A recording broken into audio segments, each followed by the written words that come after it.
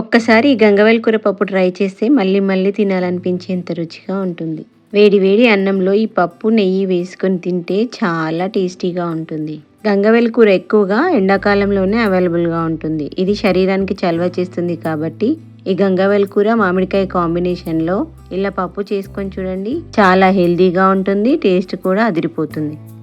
ఈ curry prepare చేయడానికి ముందుగా 1/2 కప్పు కందిపప్పును తీసుకొని వాటర్తో నీట్గా వాష్ చేసుకొని 1/2 అవర్ నానబెట్టుకోవాలి. ఫ్రెష్గా ఉన్న గంగవాయల కూరను 3 కట్టలు తీసుకొని నీట్గా ఆకులను తెంపి పెట్టుకోవాలి. కాడలు కూడా లేతగా ఉంటే కట్ చేసుకొని వేసుకోవాలి. ఇలా తెంపి పెట్టుకున్న వాటిని 2-3 సార్లు వాష్ చేసుకొని పక్కన పెట్టుకోవాలి.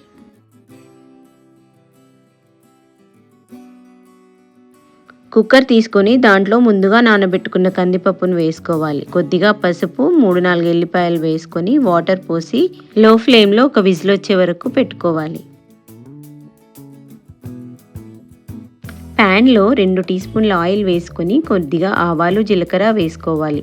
దీంట్లో 5-6 ఎల్లిపాయలను కట్ చేసుకొని వేసుకోవాలి. 2 ఎండుమిరపకాయలను కూడా వేసుకోవాలి. కొద్దిగా ఫ్రై అయిన తర్వాత ఆనియన్స్ వేసుకోవాలి. ఇవన్నీ మంచిగా ఫ్రై అయిన తర్వాత ముందుగా వాష్ చేసి పెట్టుకున్న గంగవాయల కూర ఆకును వేసుకొని వేయించుకోవాలి.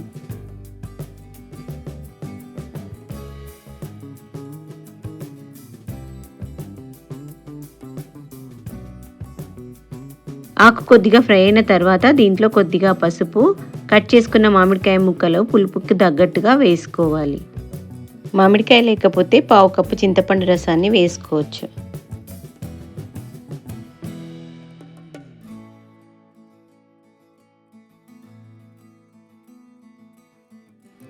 ఆకంతా ఇలా దగ్గరగా వచ్చిన తర్వాత దీంట్లో రుచికి సరిపడినంత కారం, ఉప్పు వేసుకొని కలుపుకోవాలి.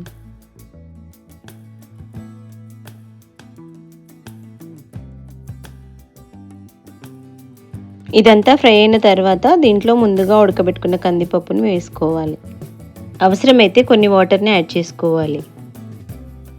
దీన్నంతా బాగా కలుపుకొని 2-3 నిమిషాలు ఉడకబెట్టుకోవాలి.